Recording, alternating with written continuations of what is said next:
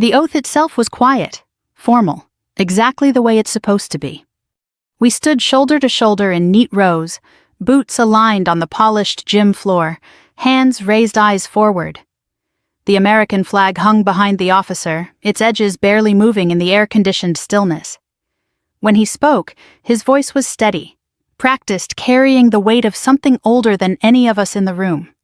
"I do solemnly swear." I repeated the words without hesitation.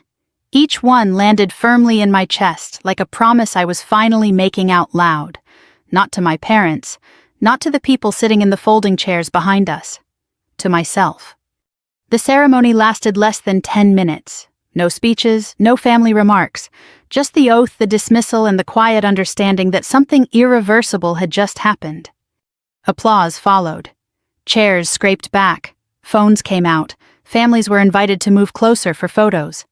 The formality softened, but the respect remained. People smiled. Some cried. A few hugged their recruits tightly, like they were trying to memorize the feel of them before distance set in. That's when my parents approached. My father looked pleased the way he always did when things went according to plan. My mother stayed half a step behind him, her face composed, unreadable. My sister Claire was already recording, angling her phone for what she probably thought would be a proud family moment. "Let's get a picture," my father said loud enough to be heard. "Everyone's still here." Someone, maybe an organizer, maybe just a well-meaning volunteer, handed him a microphone that had been set up for the post-ceremony announcements. It wasn't official anymore. The officer had stepped aside. The oath was over. This was the in-between space. Informal, unscripted. The dangerous part. My father tapped the mic once, smiling like he was about to say something charming. "I just want to say a few words," he began, "since everyone's here." A few people turned. Phones stayed up. No one stopped him. Why would parents say proud things at moments like this all the time? "I guess we should start with honesty," he said, chuckling lightly. "It's been a long day, and I think it's time to tell the truth." That familiar tightening started in my stomach. "We didn't adopt her because we wanted another child," he continued. "We adopted her because it made sense financially. The tax breaks helped. That's just the reality." The words didn't crash, they slid. A few confused laughs rippled through the crowd. The kind people give when they think they've misunderstood the tone. My sister smiled just slightly, as if she'd been let in on a private joke. My mother stared straight ahead, lips pressed together, saying nothing. "And let's be clear," my father added, waving the microphone loosely. "She was never really part of the family. So this isn't some emotional story, it's just facts." Silence followed. Not ceremonial silence. The other kind.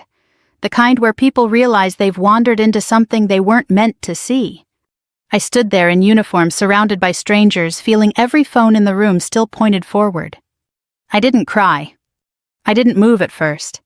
I let the moment settle, let his words hang where they couldn't be pulled back, because this time they weren't whispered in a kitchen or disguised as jokes at a dinner table. They were public, recorded, witnessed. I stepped forward. The microphone was still warm when I took it from his hand. My father looked surprised, like this part hadn't been rehearsed, like he expected me to shrink the way I always had. I didn't. "My father is right about one thing," I said calmly. "I am adopted." The room exhaled, relieved. This was familiar ground. "But what he didn't mention," I continued, "is that adoption doesn't give anyone ownership, and it doesn't give anyone the right to erase someone in public." My sister's smile faltered. "This ceremony," I said, gesturing slightly toward the flag, "was about commitment, about service, about choosing responsibility."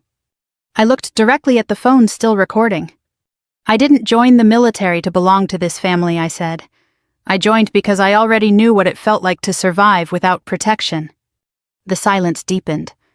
"And since we're sharing truths," I added evenly, "it's important to know that any access or authority my parents assumed over my life ended a while ago. Formally, legally."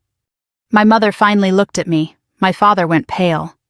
"I won't explain details here," I said. "But I will say this, my future, my records, and my benefits belong to me.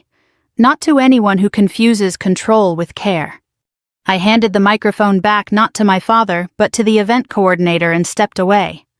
Behind me, no one spoke.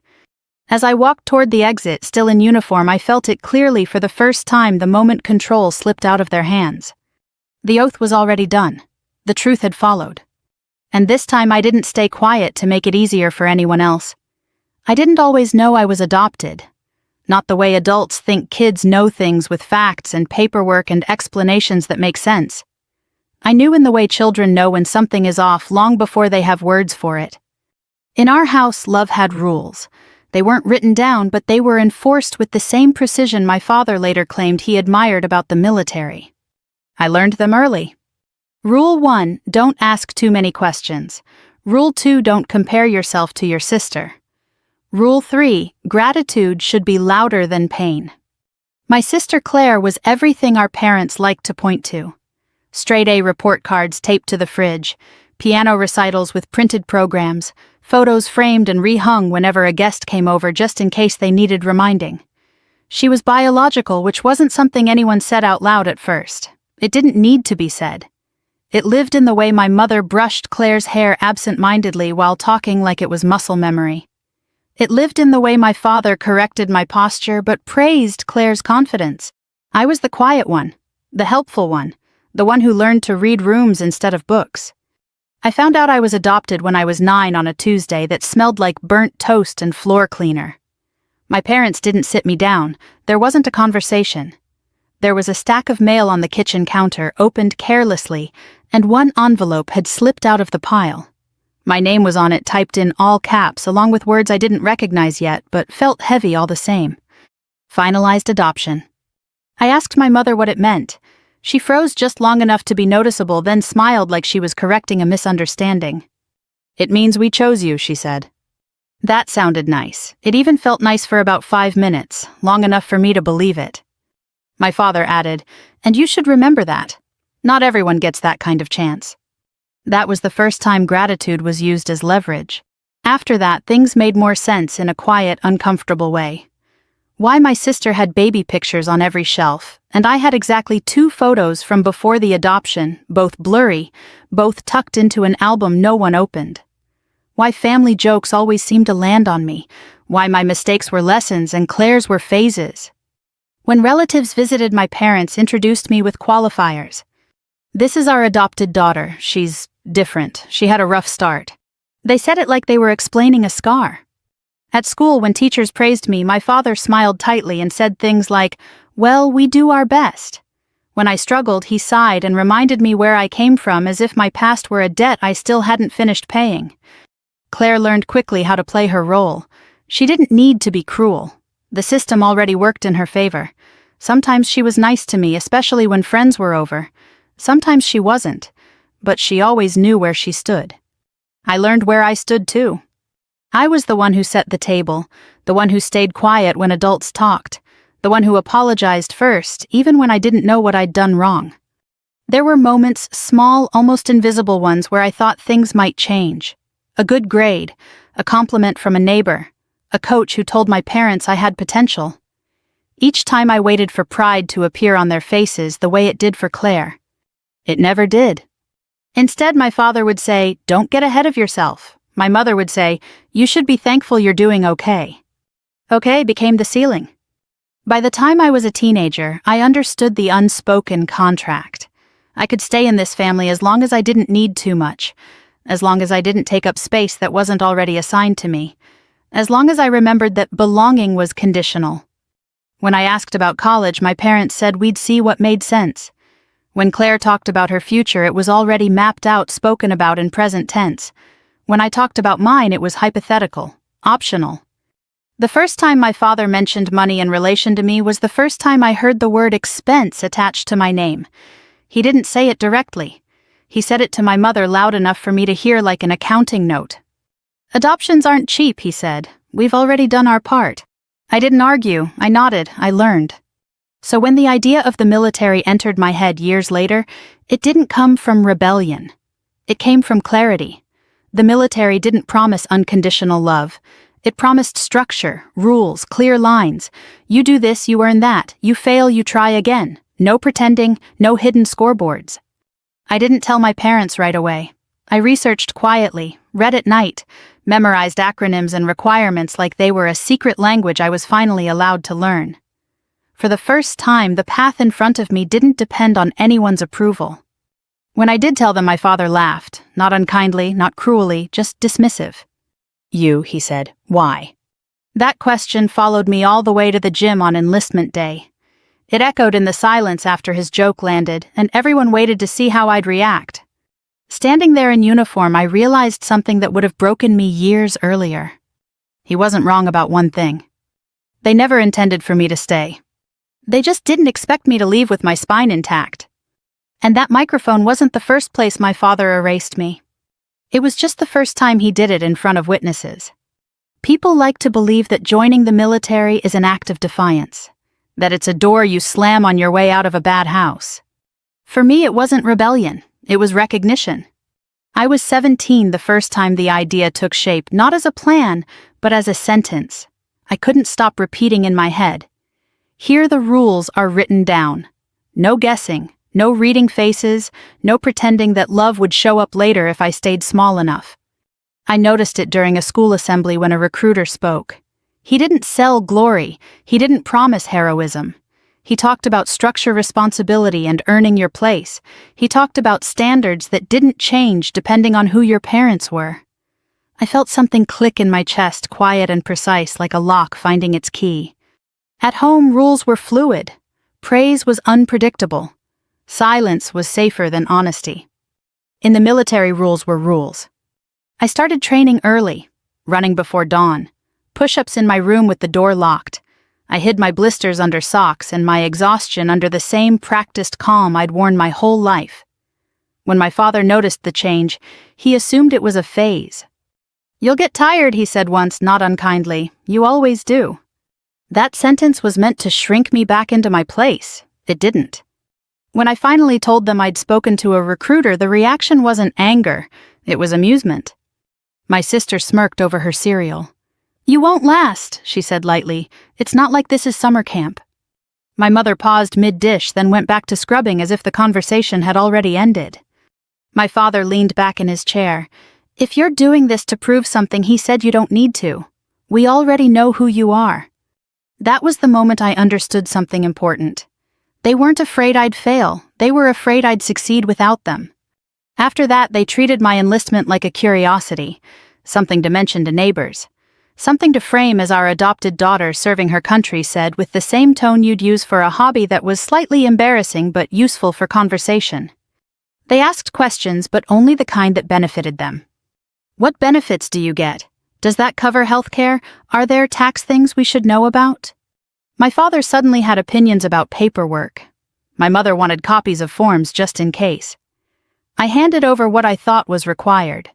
I didn't know yet how carefully they'd learned to blur the line between support and control. When I left for training, there were hugs, awkward, brief. My sister waved like she was seeing me off to college, already confident I'd be back before long. My father said, "Don't embarrass us." I didn't respond. Training was harder than anything I'd done before and somehow easier. My body ached in honest ways. My mind was exhausted in ways that made sense. When I failed, I was told why. When I succeeded, it was noted, not exaggerated, not withheld. For the first time, effort equaled outcome. I wrote home at first, short letters, updates. I told them when I passed benchmarks, when I was proud of myself. The replies were polite, delayed, careful. Claire wrote once, "Dad says this will look good on applications." Applications for what she didn't say? As the months went on, the letters slowed. The phone calls became more transactional. My parents asked about pay schedules, about allowances, about whether my address had changed. They asked if I could help out with certain bills now that I was earning steady money. I sent what I could, because gratitude still had a voice in my head. By the time I was officially sworn in, they had my service number written down somewhere. They had my benefits paperwork filed in a folder I'd never seen. They spoke about my service like it was a shared investment. I didn't notice how much access they had until I started asking questions. Why was mail going to their house? Why had my emergency contact been updated without my signature? Why did my father know details I hadn't shared? When I asked, my mother said, "We're just helping." My father said, "You're young. This stuff is complicated." The uniform changed how strangers looked at me. It didn't change how my family did. So when the ceremony came and I stood there in formation with my future settling into place, I already knew the truth they thought they were revealing. I'd never been part of the family in the way they meant. What they didn't know, what they couldn't see from the front row with their phones held high, was that I'd stopped measuring my worth by their definition a long time ago. That ceremony wasn't just a beginning. It was the first time my life belonged entirely to me. And when my father chose that moment to strip me of the last illusion of belonging, he did me a favor he'll never understand. Because by the time I took that microphone, I wasn't standing there as their daughter anymore. I was standing there as someone who finally knew where her loyalty began and where it ended. The first person who treated my questions like they mattered wasn't a parent. It wasn't a sibling. It wasn't anyone who had ever told me I should be grateful for being allowed to exist. It was a woman in a plain office with a government seal on the wall and a stack of binders behind her desk. She introduced herself with her last name only, and didn't ask me to explain my childhood before she asked me what I needed. "What do you want to understand?" she said. "Not what's wrong, not why are you upset. Just what do you want to understand?" I told her I was adopted. I told her my parents handled most of my paperwork. I told her I felt like things were happening in my name that I hadn't agreed to. She didn't interrupt. She didn't make sympathetic noises. She took notes.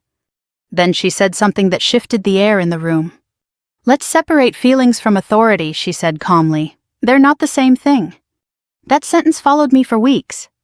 She walked me through documents I had signed without fully reading back when I still believed that help only came from people who claimed you.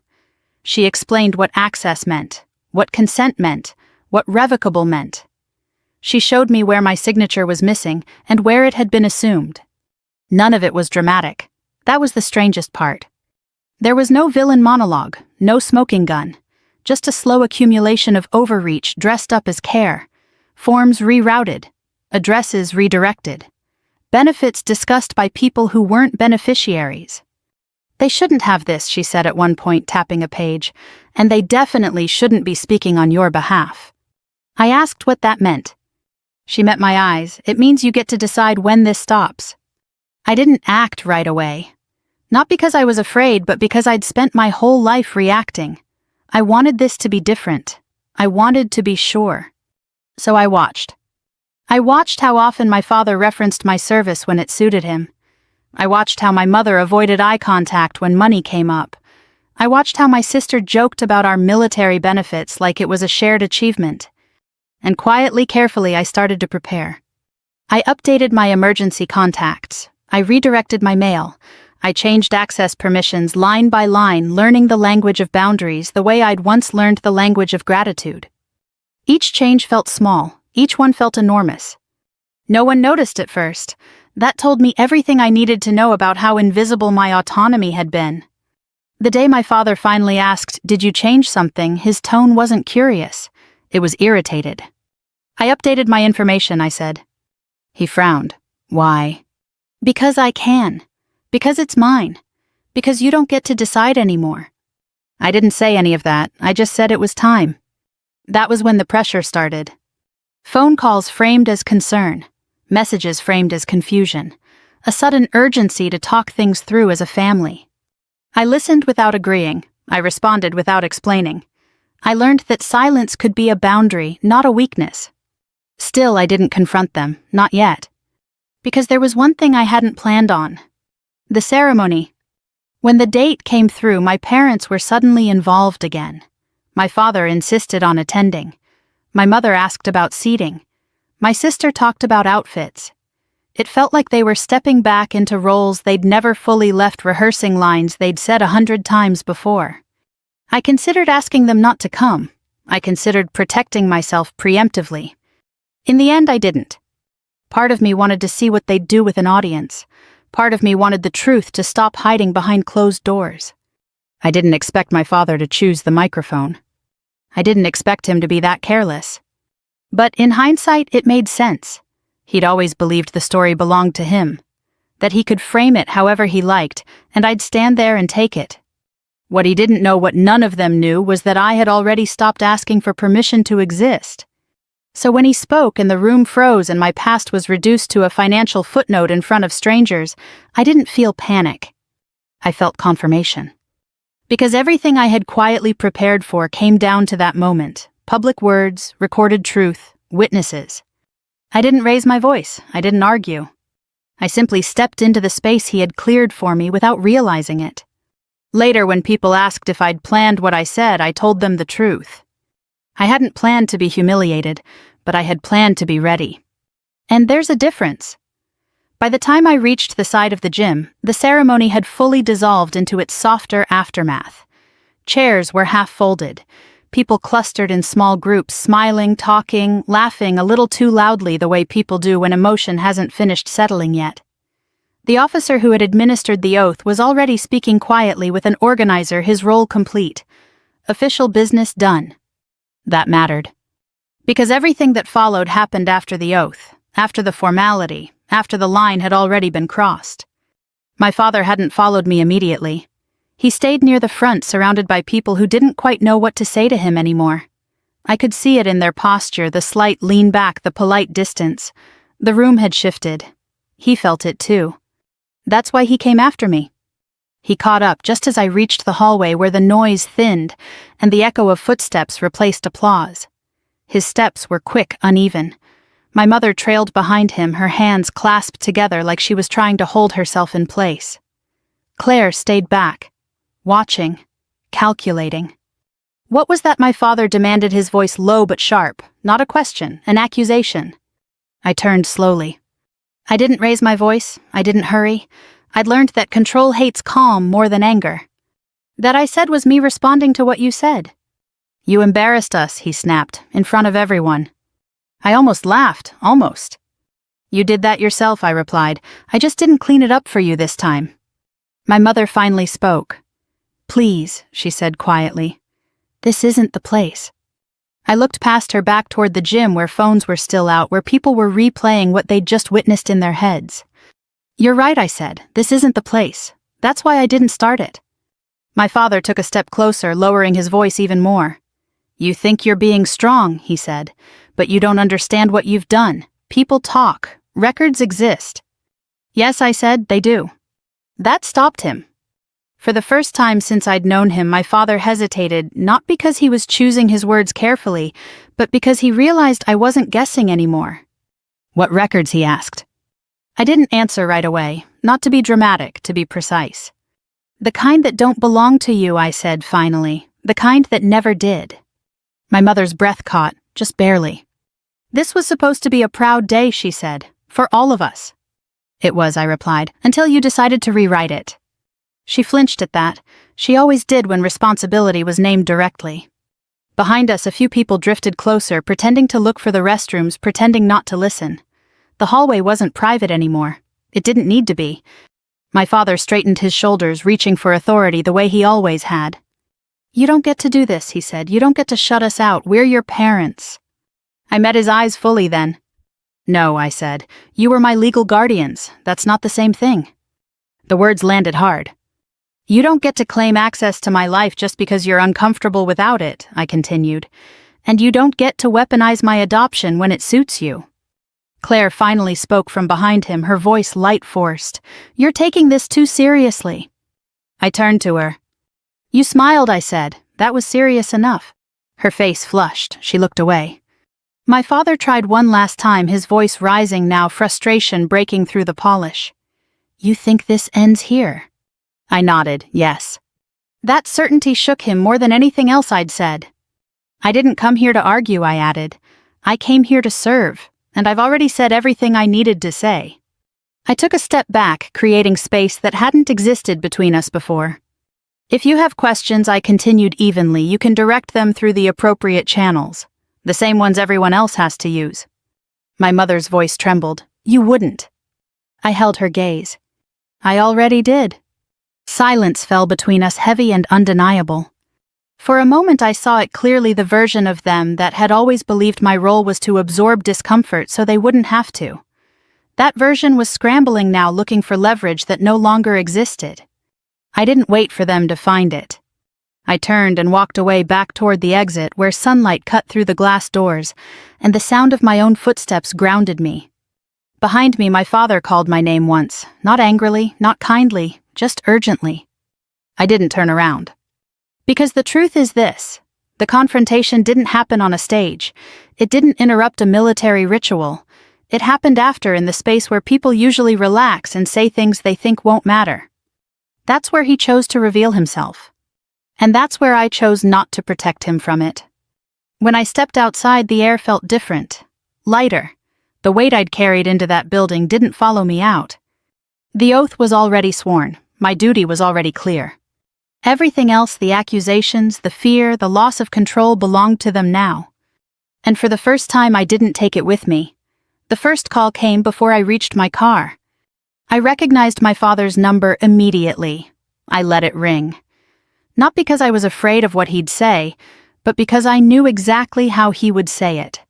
Calm, first, measured, as if we were discussing logistics.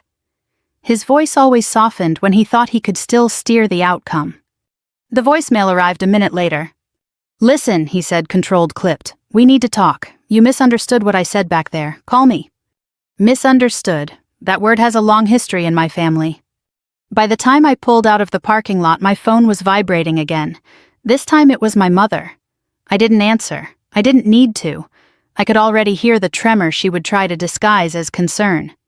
I drove back to my barracks with the windows down, the late afternoon air cutting across my face. I expected to feel shaken. I expected adrenaline or regret or the delayed crash that comes after you do something irreversible. Instead, I felt clear. That night, the messages came in waves.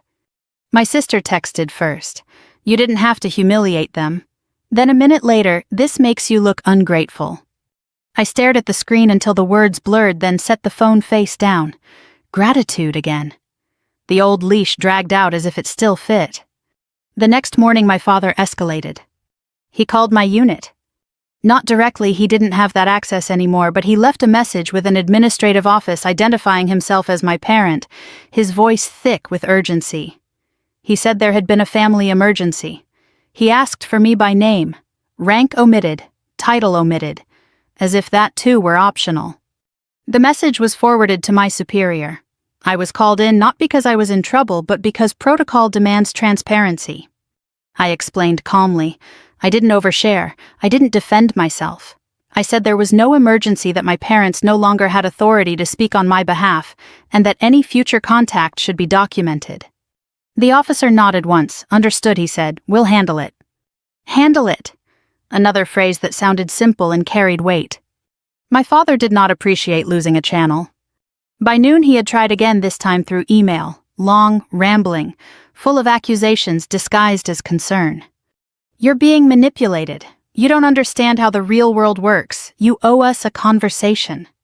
I forwarded it to the same woman who had helped me untangle my paperwork weeks earlier. She replied with one sentence. "Do not engage. Let this be procedural." Procedural, that was the difference between us now. My mother tried next. Her voicemail was softer, almost pleading.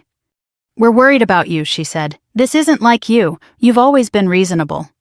Reasonable, another word that used to mean silent. I deleted it. That afternoon, something shifted. I could feel it in the pattern of their attempts. The calm had cracked. The entitlement was showing through the edges. They weren't asking anymore. They were scrambling. By the end of the week, they tried a different angle.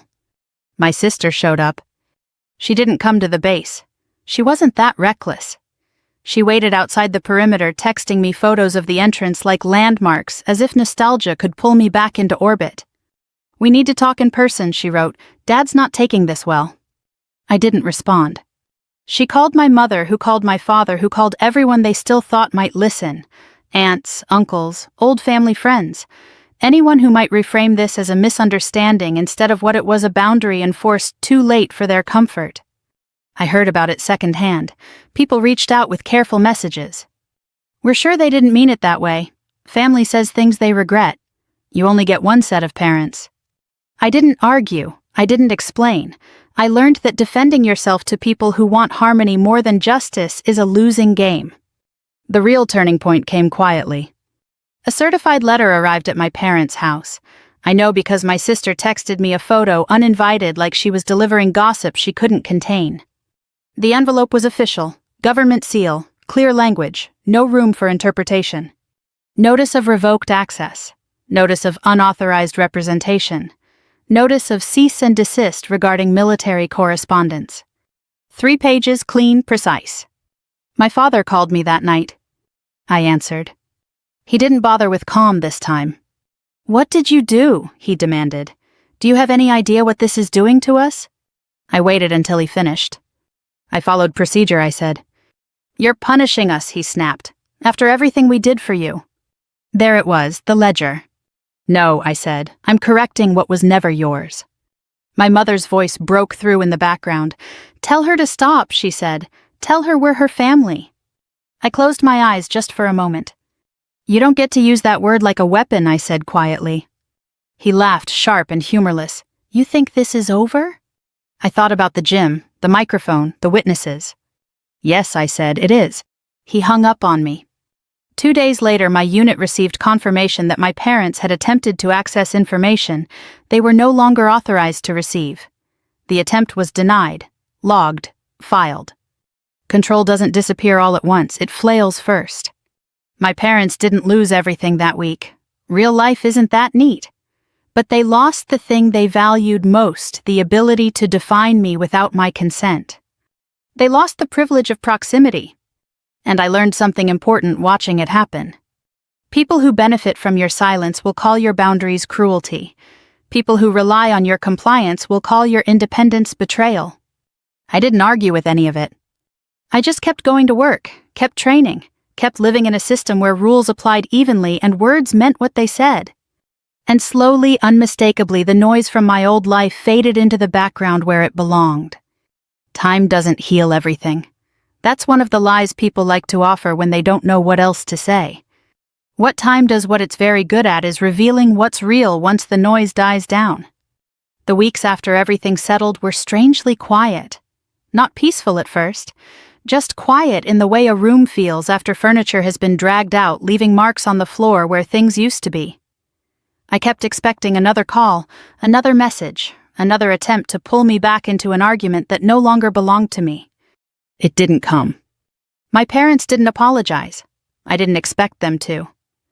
Apologies require accountability, and accountability requires a version of themselves they'd never been willing to meet.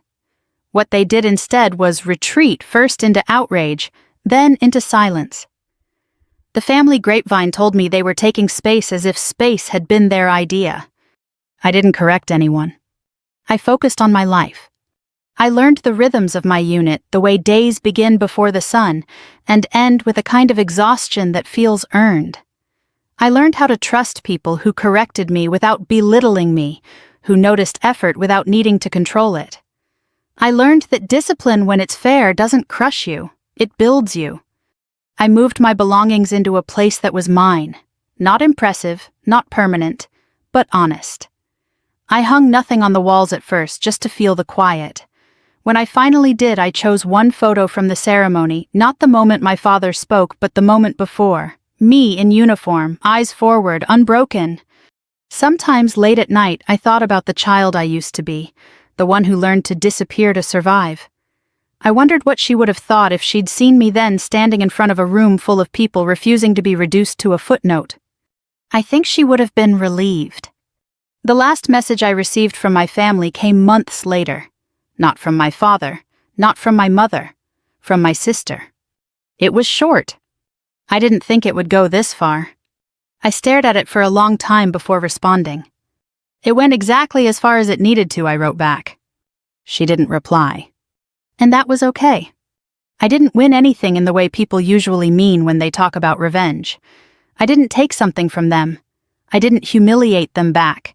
I didn't rewrite the past or force an apology that would have rung hollow anyway. What I did was remove myself from a story that required me to be smaller for it to make sense. That's not revenge, that's self-respect. Years from now, people will remember that ceremony differently. Some will remember the uniforms, the flags, the pride of it. A few will remember the moment something went wrong and a family cracked in public. Most will forget the details entirely. But I won't. I'll remember standing there hearing the truth spoken out loud and realizing that truth doesn't always come to destroy you. Sometimes it comes to set a boundary so clear it finally lets you breathe. I'll remember choosing not to beg for a place I was never meant to earn. I'll remember choosing not to carry shame that didn't belong to me. Family, I learned, is not defined by blood or paperwork or the stories people tell when they think you won't interrupt. Family is defined by who respects your voice when you finally use it. And if you've ever been in a room where someone tried to erase you, if you've ever been told to be grateful for being tolerated, if you've ever stayed silent because speaking felt too expensive, I hope you hear this part clearly. You don't owe your quiet to anyone who benefits from it. You don't owe access to people who confuse control with care. And you don't have to burn the house down to walk out the door. Sometimes the most powerful thing you can do is stand up, say one true sentence, and leave. If this story resonated with you, I want to hear from you. Where were you listening from when you heard it? Have you ever had a moment where staying silent felt easier, but speaking changed everything? Leave a comment below and share your thoughts. And if you want to keep following stories like this, stories about boundaries, dignity, and what happens when people stop accepting the roles they were given, subscribe and stay with us. We have many more stories to share, and we're just getting started.